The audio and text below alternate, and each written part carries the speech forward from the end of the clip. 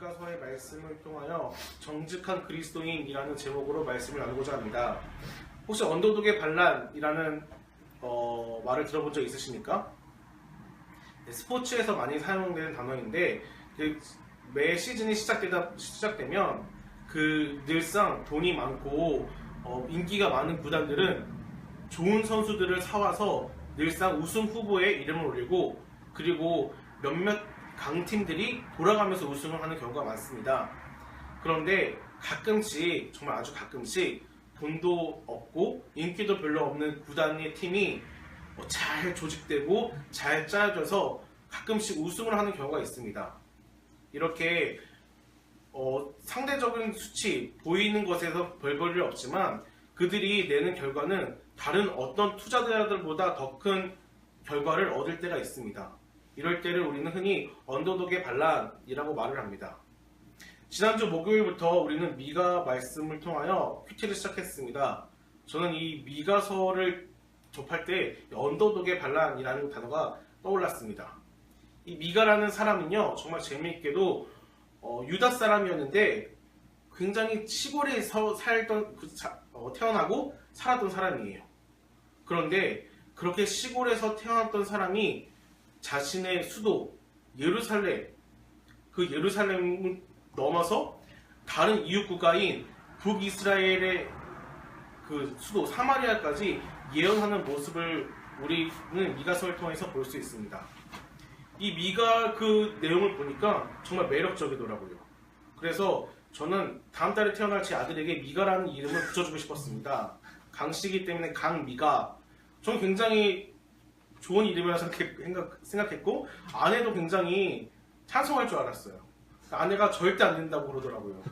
그래가지고 만약에 정말 아내가 허락한다면 제 아들 이름을 미가로 하고 싶은데 아마 불가능할 것 같아요.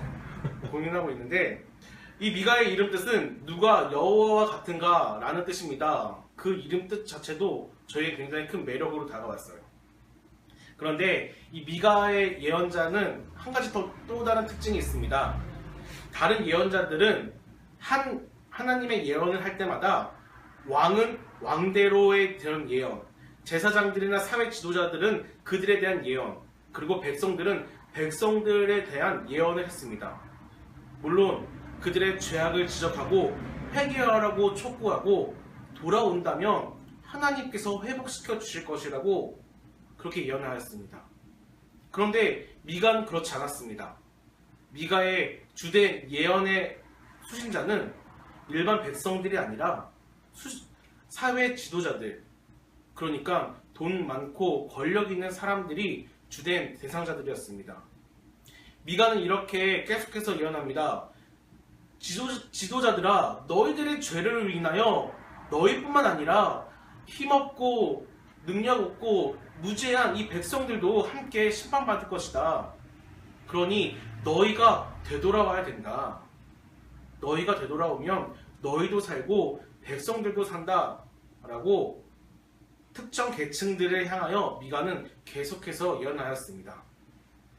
오늘 말씀은 미가서 2장 동안 그 미가의 특징이 잘 반영됩니다. 미가 1장에 보니까 2장 1절에 보니까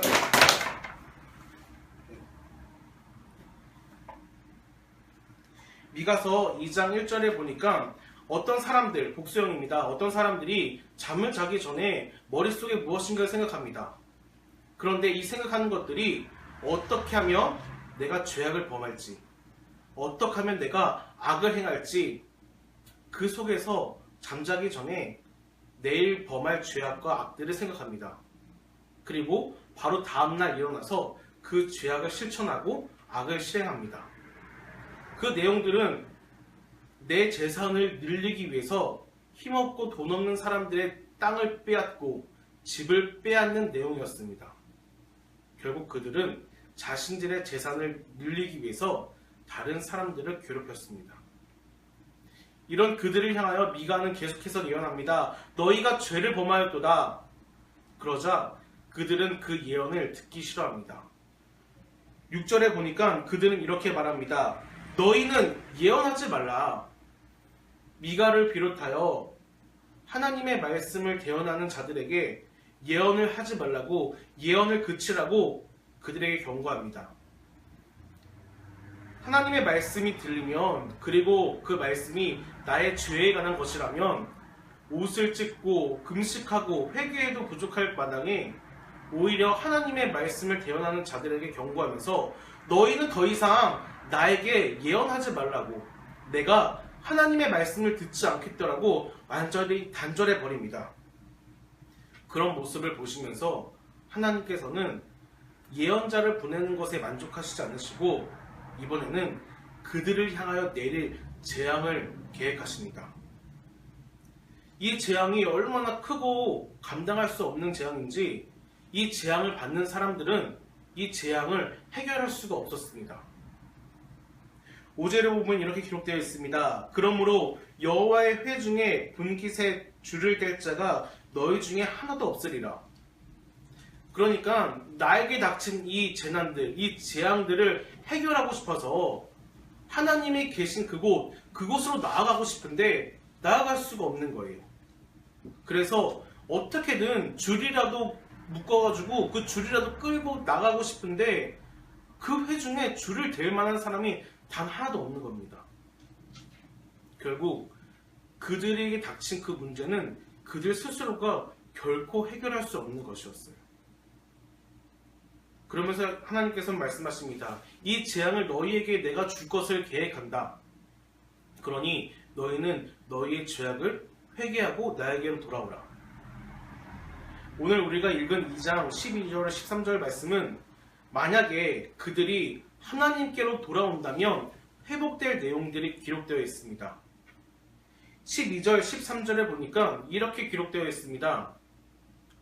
그 앞에 길을 낼 자, 여호와께서 선두에 서실 것이다. 이것이 무슨 내용이냐면 사람 스스로, 인간 스스로 자신에게 닥친 재앙을 해결하고 싶어서 하나님께 나아가지만 그들 스스로는 결코 하나님께 나아갈 수 없었습니다. 그러자 하나님께서 이번엔 그들에게 찾아오셔서 그들 앞에 길을 내시고 그들 앞에 닫혀있던 문을 여시면서 그들의 모든 재앙을 해결해 주신다고 약속하신 겁니다. 우리가 살다 보면 이렇게 문제를 만날 때가 있습니다. 경제적인 문제가 우리에게 다가올 때가 있습니다.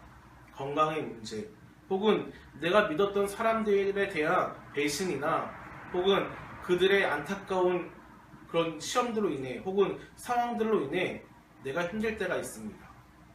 그러나 그런 상황 가운데서 내 힘으로는 아무것도 할 수 없음을 기억하시기 바랍니다. 오직 하나님께서 우리를 찾아오시고 우리 앞에 있는 장애물을 없애주시고 문을 열어주셔야지만 우리는 하나님께 나아갈 수 있고 그 모든 재앙과 그 모든 상황들을 극복할 수가 있습니다. 그렇다면 우리는 어떻게 해야지 하나님께서 가신 그 길을 갈 수 있고 하나님께 내 선두의 자리를 내어줄 수 있을까요? 어떻게 해야지 하나님의 인도하심을 올바로 받을 수 있을까요? 바로 그 해답이 오늘 본문에 기록되어 있습니다. 우리 7절 말씀 함께 읽겠습니다. 우리 7절 말씀 다 같이 읽겠습니다. 시작. 너희 야곱의 족속아 어찌 이르기를 여호와의 영이 성급하시다 하겠느냐, 그의 행위가 이러하시다 하겠느냐, 나의 말이 정직하게 행하는 자에게 유익하지 아니하냐. 아멘.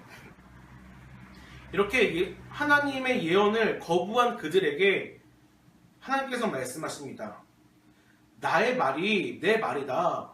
내 말을 정직하게 행하는 사람들에게는 내 말이 유익할 것이다.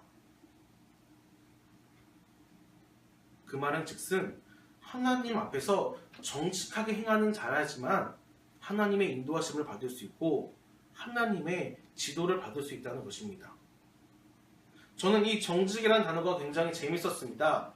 하나님 앞에서 정직하게 행한다. 그것은 어떤 내용일까요? 정직이란 한글의 사전적 의미는 거짓이 없고 꾸밈이 없고 바르고 올바르다 라는 뜻이 있습니다. 그렇다면 성경에서 말하는 이 정직도 비슷한 내용일까요? 이 정직이란 단어는 아사르라는 히브리어입니다. 이 단어의 뜻은 한글의 정직이라는 단어가 뜻과 비슷합니다. 올바르다, 곧다, 거짓이 없다 라는 뜻입니다. 그런데 재미있게도 이 단어가 파생된 단어가 있는데 어떤 단어에서 파생된 건데 그 근원인 단어는 카라트라는 단어입니다. 이 카라트라는 단어에서 정직이라는 단어가 파생된 거예요. 그러면 이 카라트라는 단어는 어떤 의미가 있을까? 정말 재미있게도 이런 뜻이 있습니다. 언약을 맺다, 언약을 지키다 라는 뜻이 단어가 바로 카라트라는 단어입니다.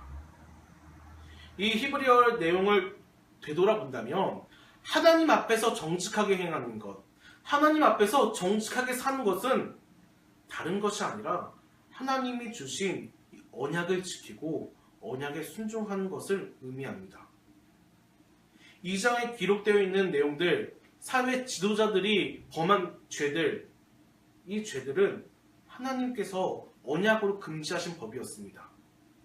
토지는, 이 땅은 하나님의 것이었습니다. 그래서 그 누구도 개인적으로 소유할 수가 없었어요. 혹여 경제적인 문제로 이 땅을 팔게 된다면 희년이라는 제도로 인해서 다시 그 땅 주인에게 돌아갈 수 있도록 제도를 만들었습니다. 이 내용을 또 읽다 보면 사람의 겉옷을 사람들은 뺏었습니다. 하지만 성경은 겉옷을 뺏지 말라고 기록하고 있습니다. 또한 집을 탐냈고 과부와 고아들을 내쫓았으며 그들의 소유를 이 부자들은 독차지했습니다. 이들이 범죄한 이 범죄들은 하나같이 하나님의 언약에 해당한 것이었는데 이 언약을 제해버리고 자신의 이익과 욕심을 채우기 위해서 하나님의 언약을 버렸습니다. 그 모습을 하나님께서는 정직하지 않다라고 말씀하시는 겁니다. 사랑하는 여러분, 우리가 하나님 앞에서 정직했으면 좋겠습니다. 오늘의 내용처럼 하나님의 언약을 지킴으로 내 욕심을 버리고 그 오직 언약에 순종함으로 말미암아 하나님 앞에서 정직한 자라라고 인정받기를 간절히 소망합니다. 우리가 이렇게 정직하게 행할 때 우리는 그제서야 하나님을 내 선두의 자리에서 양보해 드릴 수 있고 하나님의 인도하심과 그 지도하심을 올바로 받을 수 있음을 깨달으시기 바랍니다. 함께 이렇게 기도했으면 좋겠습니다. 하나님, 내가 하나님 앞에서 정직하게 행하기 소망합니다. 내 삶이 정직한 삶이기 소망합니다. 내 욕심으로 인하여 하나님의 언약을 버리고 하나님의 말씀을 저버리는 것이 아니라 오히려 하나님의 언약과 말씀을 통하여 내 욕심을 버리는 그런 정직한 삶을 살게 해 주옵소서라고 다 같이 기도했으면 좋겠습니다. 기도하시겠습니다.